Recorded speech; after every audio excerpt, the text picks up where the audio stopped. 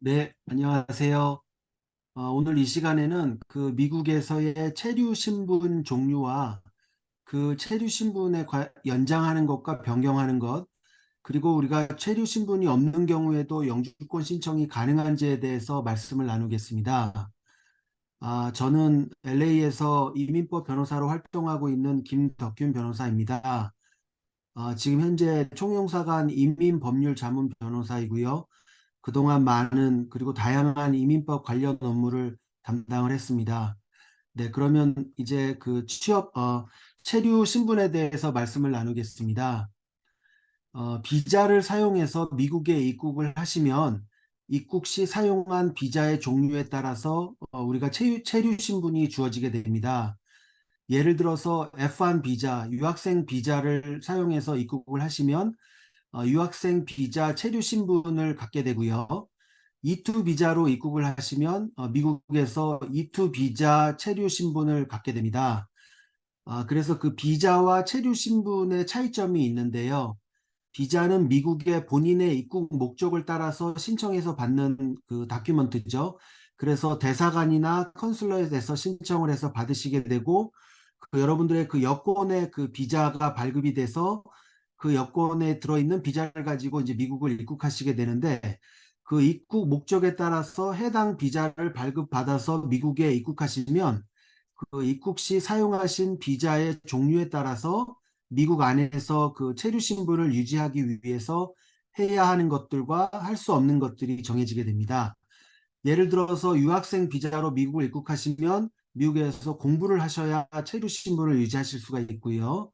취업 비자로 입국을 하시면 그 본인의 취업 비자를 신청을 해준 그 초청 회사에서 근무를 하셔야 체류 신분을 유지하실 수가 있습니다.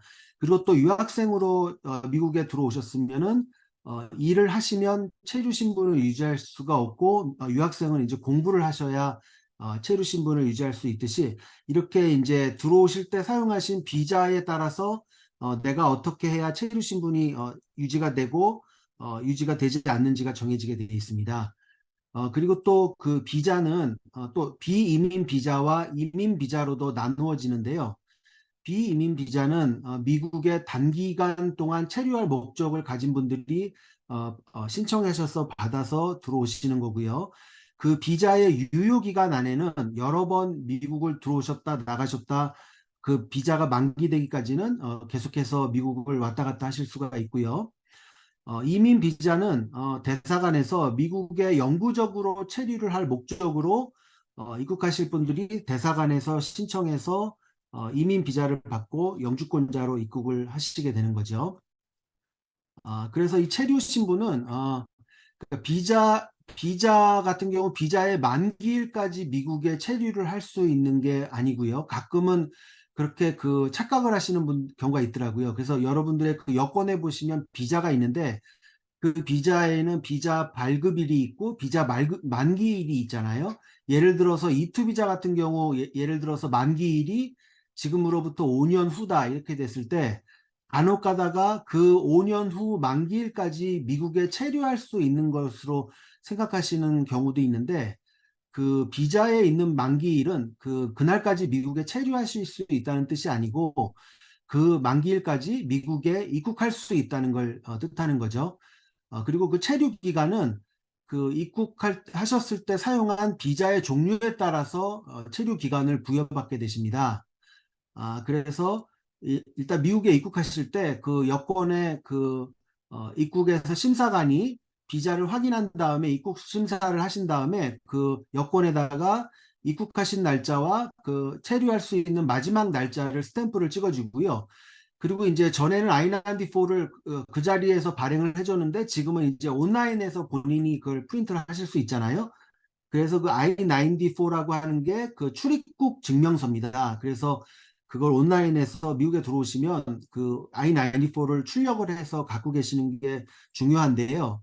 지금 이게 그 I-94의 저희 샘플입니다. 여기 보시면 I-94 레콜 넘버이라고 되어 있죠. 지금 여기는 블랭크로 되어 있지만 온라인으로 이제 내 인포메이션을 내 이름하고 생일하고 여권 번호를 입력을 하시면 내 I-94 고유 번호를 받으실 수가 있으시고 마지막에 입국하신 날짜가 써 있을 거고 무슨 비자로 무슨 신분으로 체류하실 수 있는지 그 클래스가 나와 있고요. 그리고 언제까지 체류할 수 있다는 그 기간이 명시되어 있습니다. 지금 이 샘플은 여기 지금 언제까지 있을 수 있는 날짜가 DS로 돼 있죠. 이게 Duration of Status의 약자인데 이제 유학생 같은 지금 F1 비자처럼 유학생으로 들어오시는 분들은 이 DS라는 그 exploration date를 받지만 다른 비자들은 그 이제 거기에 몇 월 며칠 몇 년도 몇 월 며칠 그 날짜들이 적혀져 있습니다. 그래서 그 날짜들이 그날까지가 내가 미국에서 체류할 수 있는 마지막 날짜가 되니까 요 I-94를 잘 보시고 여기에 나와 있는 날짜가 내가 미국에 체류할 수 있는 마지막 날짜이기 때문에 그 비자 만기가 혼돈이 안 되게 그 주의를 하셔야 될 것 같고요. 그러면 이제 미국에서 발급받아서 들어오시는 비자 캐러고리들이 여러 가지가 있는데 지금 이 스크린에 있는 것들이 그 전체는 아닙니다. 하지만 이제 대부분 일반적으로 우리가 사용하는 비자들이 이제 대부분 여기 나와 있는데요. 일단은 B1 비자로 들어오시는 경우는 이제 어떤 사업이나 여기서 미국에서 사업차 용무가 있으셔서 예를 들어서 뭐 계약서를 뭐 사인을 하러 와야 된다든지 바이어하고 미팅을 해야 된다든지 뭐 그런 용무가 있으실 때 B1 비자로 들어오시는데 B1 비자로 들어오시면 체류 기간은 6개월 동안 체류하실 수가 있고요. B2 비자 같은 경우는 이제 여행으로 오시는 거죠. 뭐 여기서 가족분들, 친척분들, 친구나 아니면 미국에 여행을 목적으로 들어오시는 경우인데 이 경우에도 6개월 동안 체류를 하실 수가 있고요. 이 비자는 E1과 E2가 있는데 무역인 비자 그리고 또 투자자로 받는 비자인데요. E2 비자로 들어오시는 분들은 여권에 만약에 5년 동안 비자가 있다 그래도 일단 한 번 체류하시면 2년 동안 체류를 하실 수가 있고 그 2년마다 이민국을 통해서 연장하실 수가 있어서 2년씩 계속해서 연장하실 수가 있고요.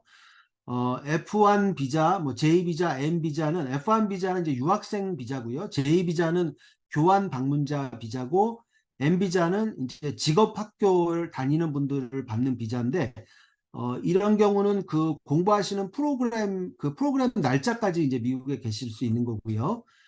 H1B 취업 비자는 3년 동안 체류하실 수 있고 한 번 더 연장하셔서 총 6년 동안 미국에 계실 수가 있고요.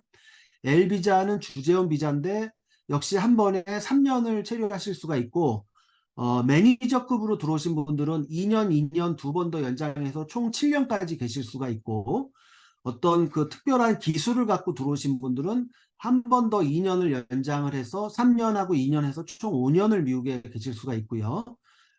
종교 비자로 미국에 들어오시는 분은 2년 반 동안 체류하실 수 있고 한 번 더 연장해서 총 5년을 계실 수가 있고요. 이제 O 비자는 어떤 과학이나 예술이나 사업이나 체육 분야에서 아주 탁월한 능력을 갖고 계신 분들이 이제 O 비자를 받아서 들어오시는데 3년 동안 체류하실 수가 있고 그 다음부터는 1년씩 계속해서 연장을 하실 수가 있고요. 이제 P 비자는 운동선수라든지 아니면 뭐 예술가 아니면 뭐 한국에서 가수가 온다든지 그런 엔터테이너 분들이 오실 때 그 뭐 콘서트라든지 뭐 아니면 운동 경기가 끝난 날짜까지인데 일단은 맥시멈 1년까지 한 번에 체류하실 수가 있고 그 다음에 또 필요하면 1년씩 연장이 가능하시고요. 그리고 U 비자라는 또 캐테고리가 있는데 U 비자 캐테고리에 익숙하지 않으신 분들도 많이 계시는데 이 비자는 어떤 그 범죄의 피해자분들이 받으실 수 있는 비자가 되겠습니다. 그래서 뭐 예를 들어서 뭐 휴먼 트래피킹이라든지 아니면 그래서 이제 미국의 뭐 본인의 의사와 상관없이 강제로 여기서 뭐 일하는 걸 강요받는다든지 그런 범죄 피해자분들 뭐 그런 분들한테 주어지는 비자인데 일단은 4년 동안 미국에서 체류하실 수가 있고요. 이제 미국에서 이제 재판을 할 때 어떤 증인이라든지 이런 데에 이제 출두하시고 이제 일해야 되니까 4년의 기간을 주고요. 특별한 경우가 아니면 이제 연장은 대부분 하지 않고요. 유비자로 들어오신 경우는 3년이 지나면 영주권 신청을 해서 영주권을 받으실 수가 있고요. 그 다음에 또 K비자라는 게 있는데 이 K비자는 이제 우리가 약혼자 비자라고 얘기를 하는데 예를 들어서 시민권자와 결혼하시려고 K비자를 받아서 미국에 결혼을 목적으로 들어오시는 거고요. 90일 동안 체류하실 수가 있으니까 반드시 당연히 90일 안에 결혼을 해서 영주권을 신청하시면 되겠죠. 그리고 TN 비자는 우리 한국 분들한테는 뭐 해당이 안 되고요. 이제 캐나다나 멕시코 국적을 갖고 있는 사람들이 그 나프타 협정에 의해서 한 번에 3년을 체류할 수 있고 계속 3년씩 연장을 할 수 있습니다. 그래서 요게 대부분의 우리들이 사용하는 비자의 종류가 되겠습니다. 예, 그리고 또 이제 최근에 우리 한국 같은 경우는 미국 정부가 그 프로그램 컨트리로 지정을 해줬기 때문에 사실 여행으로 들어올 때는 더 이상 B1, B2를 받을 필요가 없죠. 우리는 그냥 무비자로 들어올 수가 있잖아요. 그래서 이제 미국 정부가 한국 정부, 한국의 국민들은 이제 비자 없이, 여행 비자 없이 90일 동안 미국에 입국하실 수 있게 이 프로그램을 만들었죠. 그래서 어떤 사업상 용무가 있다든지 여행으로 오시는 분들은 이제 그 무비자로 들어오실 수가 있죠. 그래서 90일 동안 체류하실 수가 있는데 잘 아시겠지만 한국에서 미국에 오시기 전에 그 이스타라는 거를 통해서 이제 개인 인포메이션을 적어 놓고 해서 사전 입국 허가를 받으셔야죠. 그래야 이제 입국을 하실 수가 있고 이 이스타는 사전 허가를 이제 한 번 받으시면 2년 동안 사용하실 수가 있습니다. 그래서 뭐 우리나라뿐만이 아니라 뭐 영국, 뭐 프랑스, 독일, 일본 뭐 이런 나라들이 똑같이 무비자로 미국에 올 수가 있죠. 근데 이제 무비자는 비자 없이 들어오니까 편한데 한 가지 주의하셔야 될 점은 무비자는 들어오셔서 90일 동안 체류를 할 수가 있고 아까 제가 샘플을 보여드린 I-94를 또 역시 출력하셔서 거기 만기일이 명시가 돼 있는데 그 날 안에는 그 만기일이 되기 전에 반드시 이제 미국을 출국을 하셔야 되고요. 연장이나 다른 체류 신분 변경 같은 거는 되지가 않습니다. 그리고 무비자로 들어오신 경우에는 또 미국에서 영주권도 신청하실 수가 없습니다. 근데 이제 한 가지 예외가 되는 거는 무비자로 들어오셨는데 뭐 시민권자인 자녀가 21세 넘은 자녀가 초청을 미국에서 해주거나 아니면 무비자로 오셨는데 미국 시민권자인 배우자가 있다든지 아니면 미국에 무비자로 오셔서 결혼을 해서 시민권자하고 결혼을 했다든지 아니면 무비자로 들어오신 분이 21세 미만의 미성년 자녀인데 부모님이 시민권자이든지 이렇게 이런 케이스에는 여기서 90일이 지나도 영주권을 미국에 계실 수가 있고 90일이 지나기 전에 영주권을 신청해서 영주권도 받으실 수 있습니다. 그래서 미국에 체류하시는 동안에는 합법적인 체류 신분을 유지를 하셔야 됩니다. 그래서 체류 신분을 잘 유지를 못 하시게 되면 이제 미국을 떠나시면 만약에 미국에 180일 이상을 오버스테이를 하시고 미국을 떠나셨으면 어, 이제 떠나신 날짜로부터 3년 동안은 미국에 입국하실 수가 없고요. 만약에 1년 이상을 오버스테이를 하셨다가 한국으로 돌아가셨으면 이제 10년 동안은 미국에 입국을 하실 수가 없습니다. 그렇기 때문에 미국에 계시는 동안에 그 체류 신분을 잘 유지하시는 게 중요하겠고요. 또 미국의 각종 체류 신분으로 계시면서 영주권 신청에 관심이 많으실 텐데 영주권을 받기 위해서라도 반드시 본인의 체류 신분은 유지가 돼야 됩니다. 그래서 그 이민법 245C 조항에 의해서 영주권을 받기 위해서는 합법 체류 신분을 유지해야 된다 이런 이민법이 있기 때문에 그렇게 하셔야 되는데요. 미국에서 영주권을 받으시려면 이제 방법이 일단은 어떤 가족이 됐든지 아니면 어떤 회사가 됐든지 아니면 어떤 뭐 교회나 종교단체 같은 데서 나를 위해서 패티션 뭐 우리가 청원이라고 얘기를 하는데 패티션을 신청을 해줘야 되고요. 그 패티션을 신청한 다음에 I-485라고 하는 서류가 있는데 그 I-485라는 서류가 승인이 돼야지 영주권을 받는 거예요. 그래서 보통 이제 가족 이민 같은 경우에는 네 가지의 캐테고리가 있고 취업 이민 같은 경우에는 다섯 가지의 캐테고리가 있는데 일단 각 캐테고리마다 나라에서 매년 영주권을 주는 숫자를 법으로 정해놨습니다. 근데 이제 나라에서 정해놓은 그 캡보다 신청하는 분들이 더 많기 때문에 항상 우리가 어, 자기 차례를 기다리셔야 됩니다. 그래서 우리가 흔히 뭐 문호가 열리는 걸 기다려야 된다 이런 말을 우리가 하잖아요. 그래서 매달 국무성에서 비자 블러튼을 통해서 그 문호를 발표하고 있습니다. 그래서 가족 이민의 각 캐리고리마다 지금 문호가 지금 며칠이다. 취업 이민 같은 경우도 우선 일자 며칠이다. 이런 발표들이 나오잖아요. 그러니까 그거를 잘 보시고 내가 지금 그 I-485 그러니까 그 발표 그 국무성에서 매달 비자 블러튼을 통해서 발표하는 거는 두 가지 날짜를 발표를 하는데요. 아까 말씀드린 가족 이민, 취업 이민, 종교 이민의 패티션이 먼저 들어가야 되잖아요. 그 패티션을 언제 신청한 날짜가 지금 현재 영주권이 승인될 수 있는지 그거를 발표하고요. 그 다음에 그 패티션이 언제 접수된 날짜가 지금 그 I-485를 접수할 수 있는지 그 두 날짜들을 매달 발표를 합니다.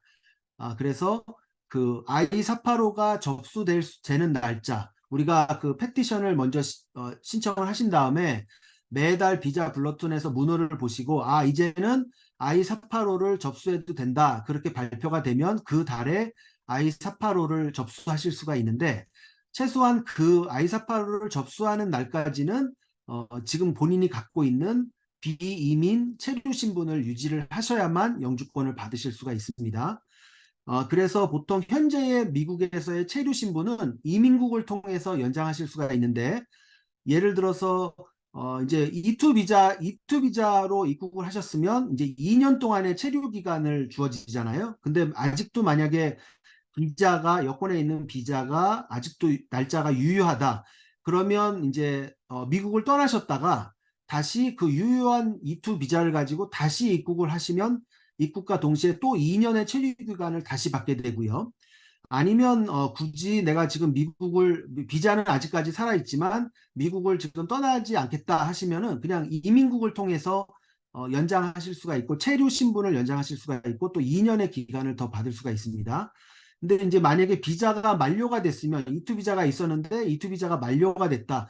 그러면 당연히 지금 나가시면 어떤 비자가 새로운 게 없으면 못 들어오시니까 비자가 만료가 됐으면 한국에 나가셨다가 대사관에서 다시 비자를 받으셔야 되거나 아니면 비자가 만료가 됐지만 한국에 굳이 지금 안 나가시고 미국에 계속 있겠다 하시면 비자는 만료됐어도 현재 E2 체류 신분이 아직 남아 있으시니까 이민국을 통해서 또 신분 연장을 하실 수가 있습니다.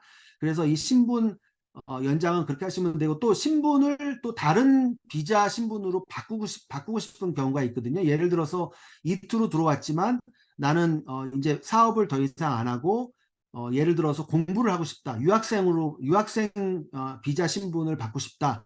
그러면 이민국을 통해서 본인의 체류 신분을 또 변경하시면 됩니다. 그리고 유학생으로 입국을 하신 다음에 만약에 내가 E2 비자로 E2 체류 신분으로 만약에 변경을 했다.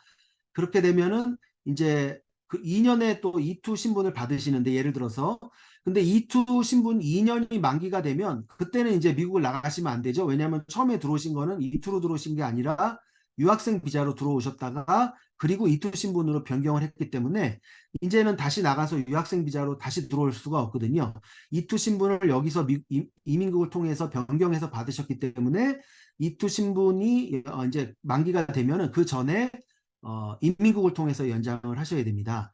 그래서 아까 샘플로 보여드린 그 I-94에 표기되어 있는 만기일 전에 반드시 연장이라든지 신분 변경을 이민국을 통해서 신청을 하셔야 되고요. 하루라도 늦으면 이민국에서 거부를 합니다. 연장이나 체류 신분 변경 신청을 했을 때 I-94에 나와 있는 날짜보다 하루라도 늦게 이민국에 신청을 하게 되면 그 인민국에서 신청을 거절하게 되고요. 그리고 지금 연장이 펜딩돼 있거나 아니면 신분 변경이 이민국에 펜딩돼 있는 동안에는 승인이 될 때까지는 그냥 합법적으로 미국에서 기다리시는 거고요. 그 지금 현재 진행되고 있는 케이스가 이민국에 펜딩돼 있는 상황인데 그때 미국을 떠나시게 되면 그 연장 신청한 거나 변경 신청한 거는 자동으로 취소가 되고 거절이 되게 돼 있습니다. 그 다음에 체류 신분이 없는 경우에 혹시 영주권을 신청할 수 있는 방법에 대해서 말씀을 드리겠는데요. 일단은 이민법 245A 규정에 의해서 영주권을 미국에서 신청하시는 분들은 반드시 정식적으로 입국 심사를 통해서 들어오신 분들만 영주권을 신청하실 수가 있습니다. 그리고 아까 설명드린 대로 영주권을 받는 방법은 이제 크게 세 가지인데, 누군가가 시민권자나 영주권자인 누군가가 가족 이민을 초청을 페티션을 놓주거나, 회사에서 고용주가 페티션을 놓주거나, 아니면 종교 단체가 페티션을 놓주거나, 그렇게 먼저 페티션을 놓은 다음에 매달 발표되는 비자 블러턴을 보시고 지금 내 케이스가 이민 비자가 어베일러블 하다, 문호가 열렸다 했을 때 아까 말씀드린 I-485를 신청해서 I-485가 승인이 되면 영주권을 받으시는 건데요. 이민법 245C 규정에 의하면 그 아까 말씀드린 I-485라는 서류를 접수할 때, 이게 이제 마지막 서류잖아요. 이 서류만 이민국에서 승인이 되면 영주권이 나오는 거거든요. 이 I-485를 신청할 때까지는 반드시 합법 체류 신분을 유지하고 있어야 되고, 또 이민국이 허락하지 않은 일을 하시면 영주권을 받을 수가 없게 됩니다. 근데 그거의 예외 조항은 시민권자의 직계가족, 시민권자의 부모님이라든지 시민권자의 배우자 또는 시민권자의 21세 미만의 자녀들은 체류 신분을 유지를 못했거나 아니면 일을 하면 안 되는데 일을 했다 할지라도 시민권자가 초청을 해주기 때문에 모든 게 웨이브가 돼서 영주권을 받을 수가 있습니다. 다만 입국 수속을 안 하고 우리가 흔히 뭐 미입국했다고 얘기하죠. 입국 수속 없이 들어온 분들은 역시 시민권자 초청인이 있어도 영주권을 미국에서 받으실 수가 없고요.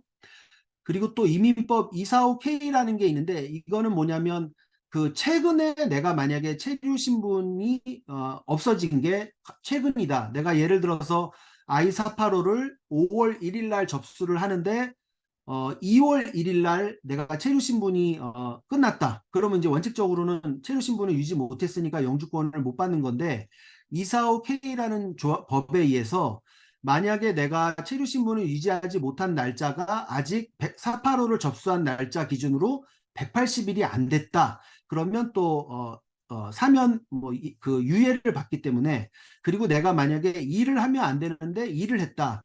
근데 내가 만약에 뭐 90일 동안 일을 했다.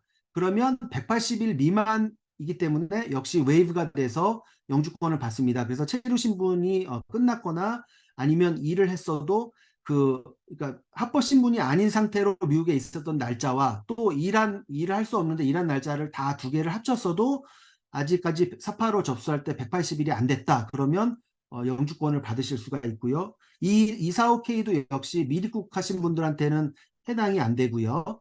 그리고 가족 이민은 또 해당이 안 됩니다. 취업 이민하고 종교 이민에만 해당이 되고, 가족 이민의 케이스는 180일 유예를 받는 게 해당이 안 되고요. 그 다음에 또 245I라는 게 있는데요. 245I라는 거는 아까 이제 말씀드린 대로 미국에서 영주권을 받으려면 원래 입국 심사 없이 들어오신 분들은 받을 수가 없고, 또 체류 신분을 유지하시지 못한 경우, 이민국에 승인 없이 일하신 경우, 이런 경우에는 다 이제 영주권을 받으실 수 없는데, 245I라는 사면 프로그램이 있었습니다. 그래서 아까 요 세 가지 조건에 해당이 돼도 영주권을 받을 수 있는 그 경우가 이제 245I 사면 프로그램인데요. 일단은 제일 중요한 날짜가 2001년 4월 30일입니다. 그래서 만약에 가족 이민 페티션이나 취업 이민 페티션이나 뭐 종교 이민 페티션을 2001년 4월 30일 전에 접수를 했는데 그게 만약에 뭐 디나이가 됐다. 그러면 그 접수를 했다는 거 가지고 245I의 혜택을 받을 수가 있습니다. 그래서 지금 현재 체류 신분이 없더라도 4월 30일 2001년 전에 뭔가 신청한 게 있다 그러면 지금도 영주권을 신청해서 받을 수가 있고요. 그때 당시에 신청했을 때 케이스가 승인이 될 수 있었던 케이스여야 됩니다.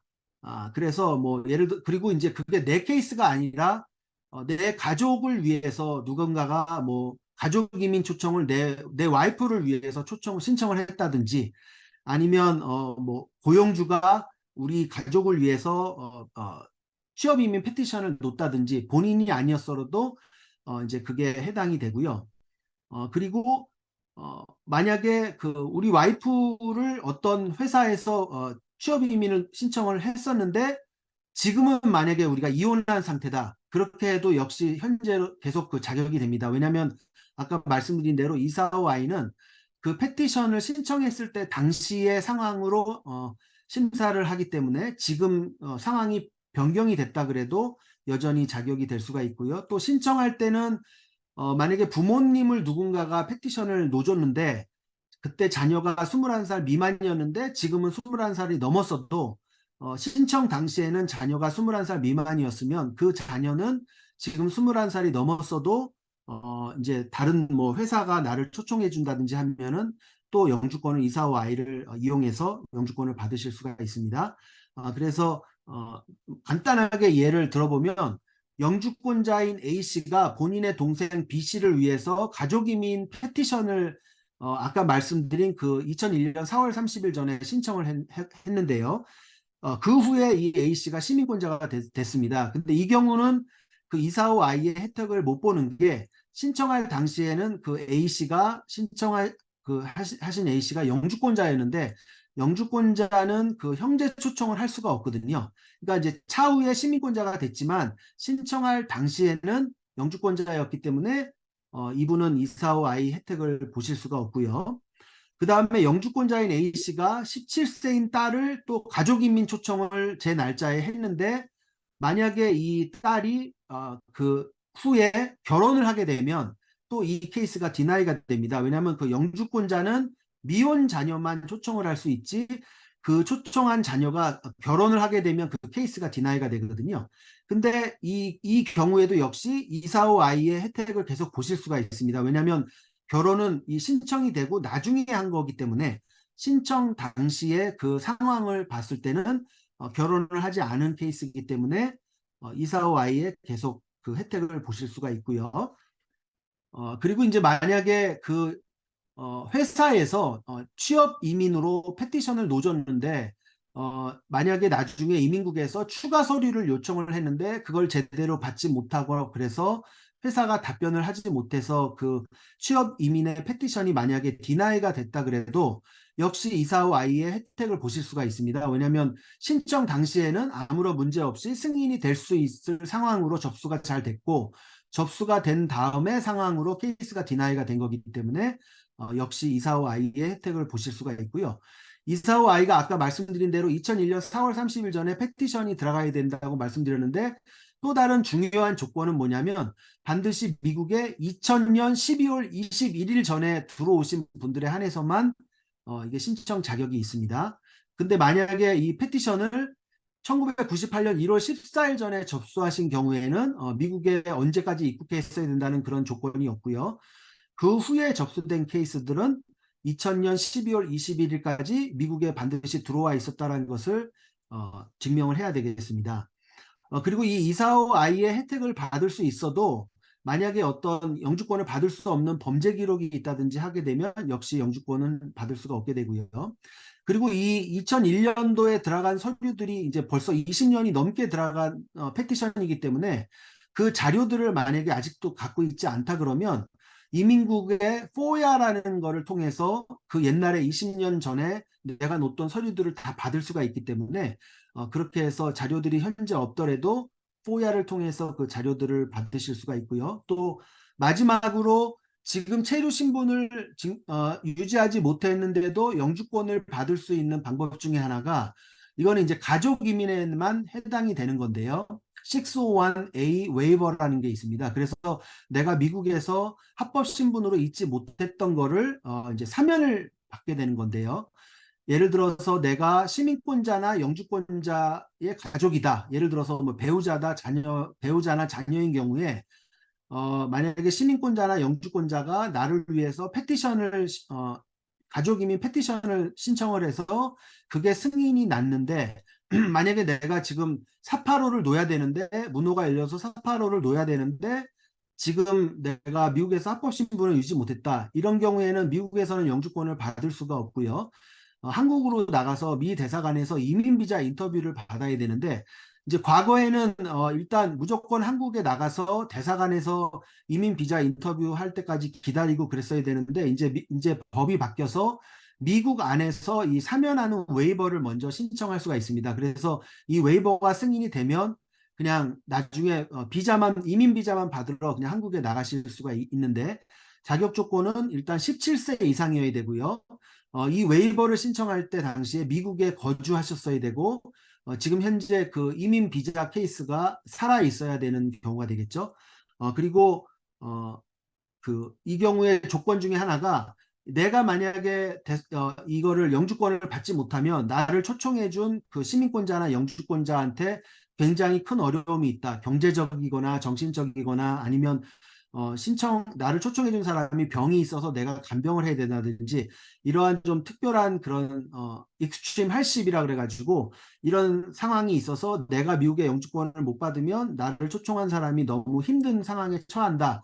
이거를 증명을 하셔야 됩니다. 그리고 또 이 601A 웨이버를 통해서 영주권을 받으시려면 현재 추방 재판이 진행되고 있으면 안 되고, 또 추방 기록이 있으시면 안 되겠습니다. 그래서 좀 장황하게 말씀드린 것 같은데, 일단은 체류 신분의 종류와 연장 변경, 그리고 체류 신분이 없는 상황에서 어떻게 영주권을 받으실 수 있는지에 대해서 말씀을 드려봤습니다.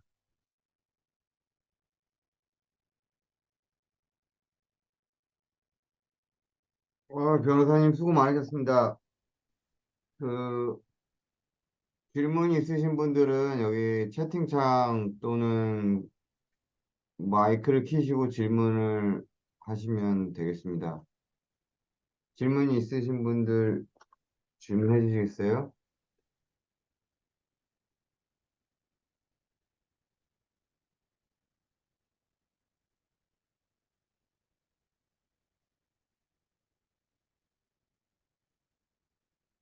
제가 그러면 질문 하나 드리고 싶은데요.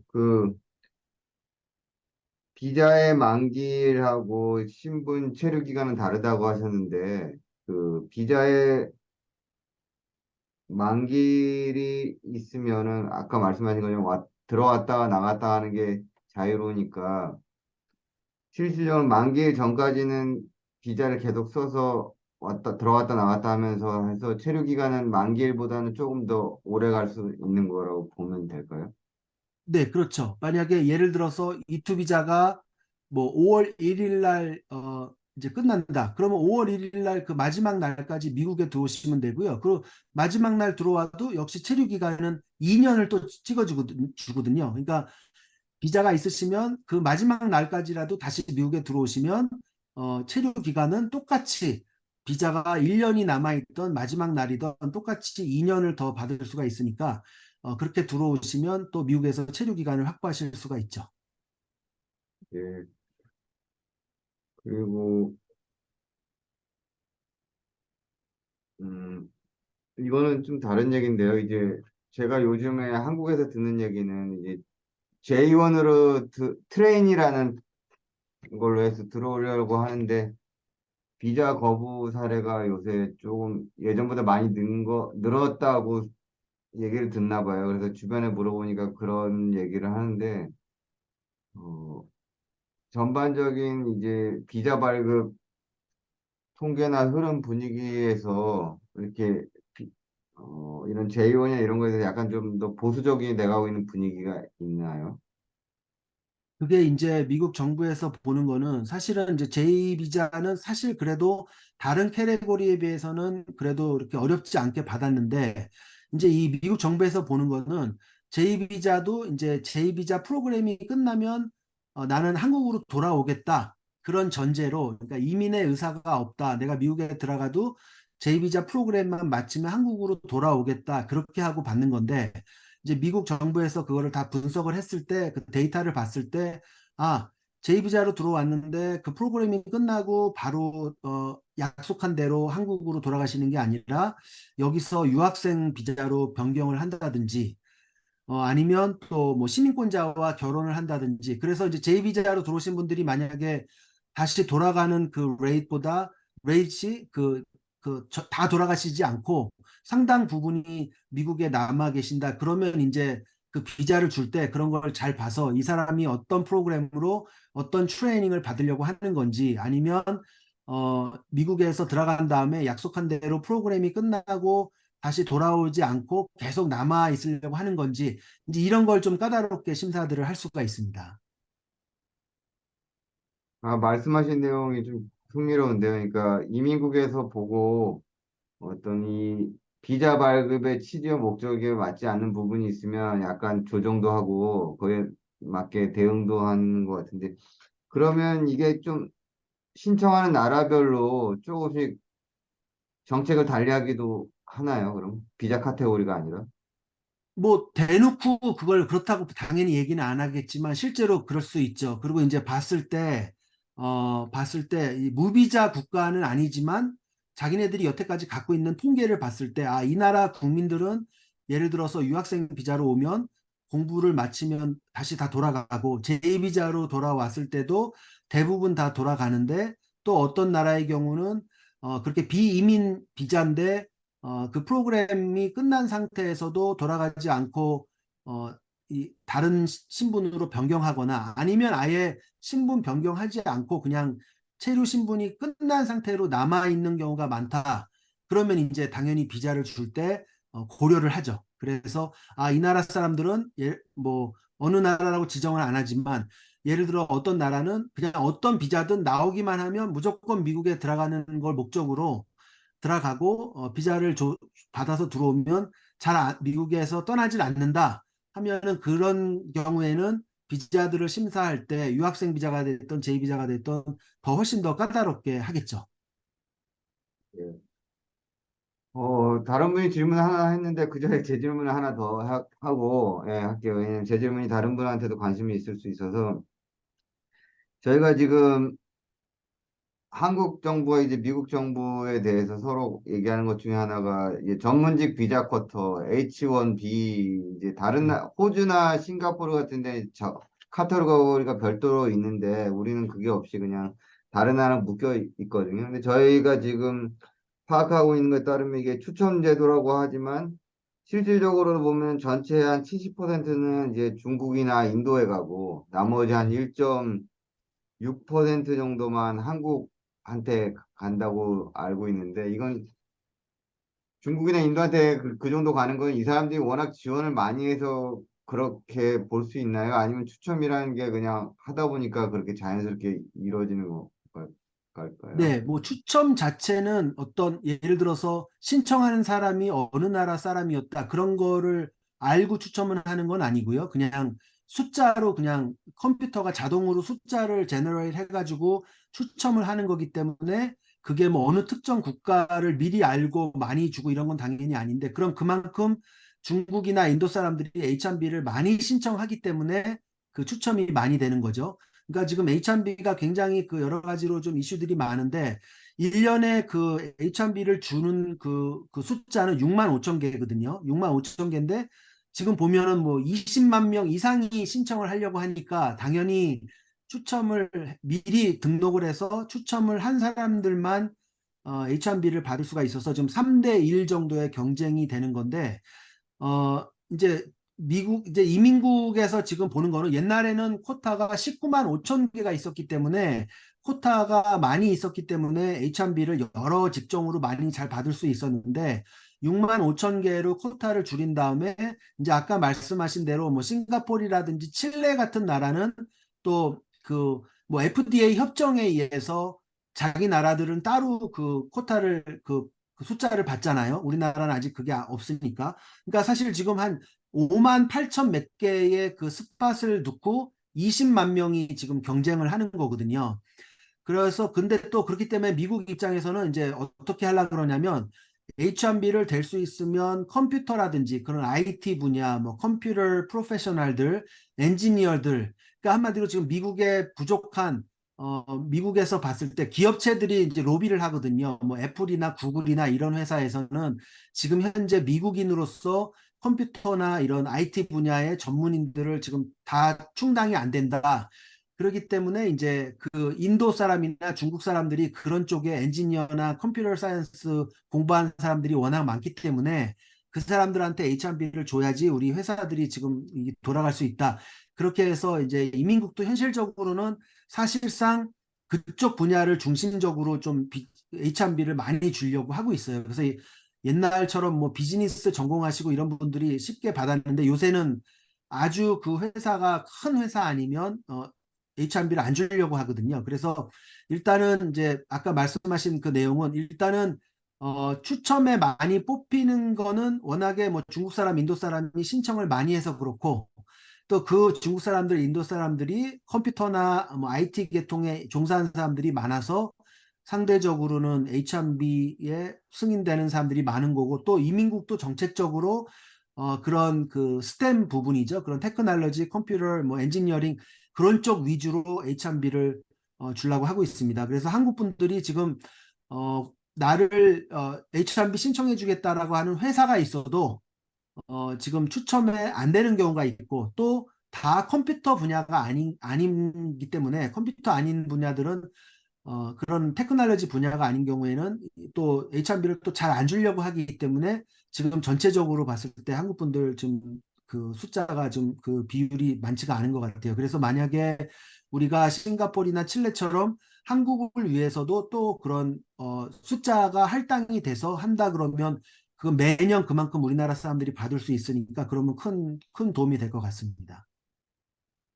예, 감사합니다. 그럼 이거 지금 J1 비자 인턴분이 질문을 하셨거든요. 이거 해주시면, 제가 볼 때 여기에 추가적인 얘기를 하나 더 해주시면, 여기 J1 있으면서 계속 연장해서 계시는 것도 방법일 수 있지만, J1하고 한국 돌아갔다가 뭐 다른 걸 하시고 또 다른 비자 자격으로 해서 오시는 경우도 어떻게 보면 더 합리적인 방법일 수도 있는데, 그것까지 포함해서 이렇게 질문하신 분 채팅창에 쓰신 거에 대한 답을 좀 해주시면 좋겠습니다. 예.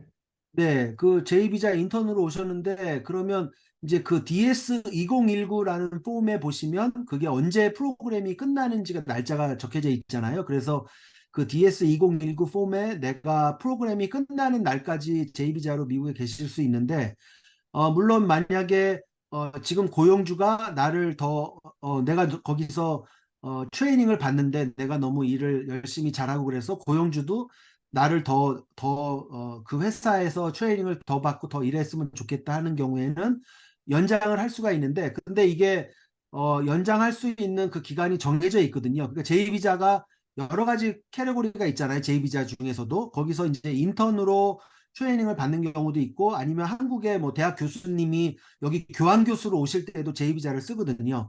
그리고 또 뭐 한국의 연구원도 여기서 교환 교수 여기서 또 연구원으로 있으실 때 그러니까 이제 그런 분들은 연장할 때도 기간을 더 많이 연장할 수가 있는데 이제 인턴으로 들어오시면 한 번 더 연장을 해주거나 그래서 그거는 연장은 딱 그 기간이 정해져 있고요. 이제 만약에 이런 경우에 내가 지금 제2비자 프로그램이 다 끝났고 또 연장을 다 했고 아니면 연장 요청을 했는데 그 DS 프로그램을 발행해 주는 그 에이전시가 연장을 안 해준다든지 그럴 때는 일단 만약에 내가 지금 미국에서 공부를 할 생각이 있다 그러면 그 학교를 찾아서 거기서 내가 원하는 학교에서 입학 허가서 I-20를 받아서 이민국의 그 아까 말씀드린 대로 체류 신분 변경을 이민국을 통해서 할 수도 있으니까 물론 I-20를 받으신 다음에 한국으로 돌아가셔서 대사관에서 인터뷰를 하셔서 유학생 비자를 받고 들어오실 수도 있고 아니면 여기 미국에 계시는 상태에서 유학생 비자를 신청하셔서 그렇게 체류 신분을 변경하실 수가 있고 또 제가 사무실에서 일할 때 보면은 많은 경우에 제2비자로 어, 어떻게 그 짧은 기간에 또 그걸 잘 찾으시는데 보면 시민권자와 결혼을 하셔서 제2비자로 오셔서 그렇게 영주권을 신청해서 영주권을 받으시는 분들도 의외로 종종 많이 있고요. 근데 이제 취업 이민으로 받으려면 제2비자 자체로 바로 취업 이민으로 해서 영주권을 받는 건 힘든 게 왜냐하면 취업 이민을 영주권을 받으려면 보통 요새 뭐 2년 이상의 기간이 필요한데 제2비자로 들어오시자마자 바로 영주권 신청을 했다 그래도 지금 그 영주권 프로세싱 하는 그 2년 동안에 제2비자로 있을 수가 없거든요.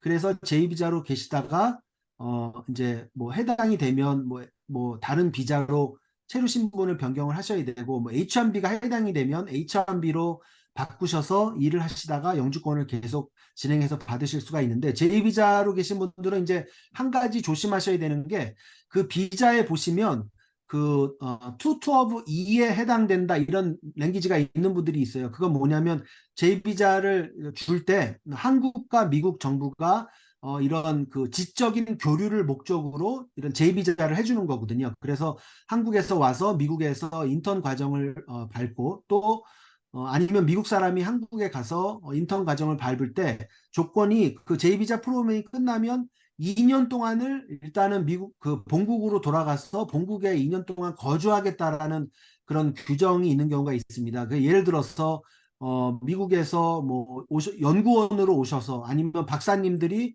한국 정부나 한국 대학에서 펀딩을 받아서 미국에 와서 연수를 하셔가지고 어떤 좋은 그런 어, 그 난리지를 미국에서 받으셨는데 그러면 그거를 펀딩을 해주거나 아니면 펀딩을 해준 한국 정부나 대학 입장에서는 이분이 다시 한국에 돌아와서 2년을 거주하는 거를 원하는데 2년을 거주하지 않고 그렇기 때문에 이제 그 여권에 보시면 비자에 2년 거주하는 의무가 있다라고 돼 있으면 일단은 여기서 영주권을 받으실 수도 없고 취업 비자로도 변경을 할 수가 없습니다. 이분은 반드시 한국에 돌아가셔서 2년을 체류하신 다음에 미국에 다시 오실 수가 있고요.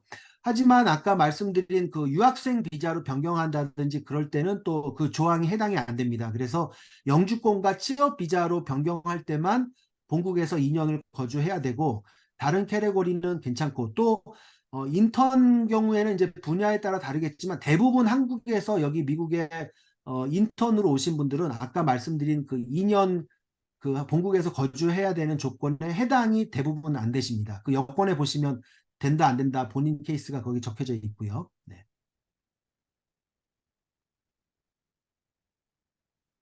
예, 잘 알겠습니다. 혹시 더 질문이 있으신가요?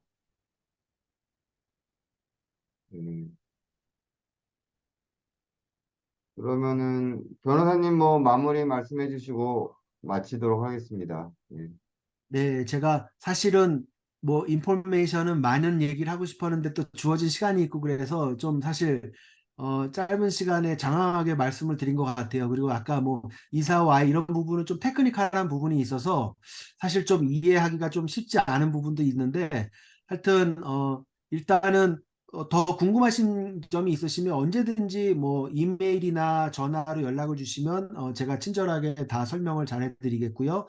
일단은 중요한 거는 체류 신분 그 I-94를 확인하셔서 그 날짜를 확인하셔서 그 날짜를 정확히 잘 유념하셔서 그 안에 뭐 출국을 하시거나 아니면 그 안에 연장 신청을 정확하게 하시거나 체류 변경 신분 변경 신청을 그 날짜 안에 하시는 게 중요하고 한번 체류 신분 날짜가 넘어가게 되면 아까 말씀드린 대로 그레이스 피어드가 없기 때문에 나중에 다시 미국에 또 오시고 그럴 때도 여러 가지 영향을 줄 수가 있으니까 그거를 잘 주의하시는 게 좋을 것 같고요. 체류 신분을 잘 유지하셔야 영주권을 받으실 수 있고 또 몇 가지 익셉션이 있어서 체류 신분을 유지를 못해도 영주권을 받는 방법이 있으니까 그런 거를 잘 확인하시고 또 변호사와 상담하셔서 자격이 될 수도 있으니까 그렇게 해서 영주권도 한번 신청을 해보실 수도 있을 것 같습니다. 네, 이상으로 하고 더 궁금한 점 있으시면 얼마든지 이메일이나 연락을 주시면 또 잘 도와드리도록 하겠습니다. 예, 수고하셨습니다. 감사합니다.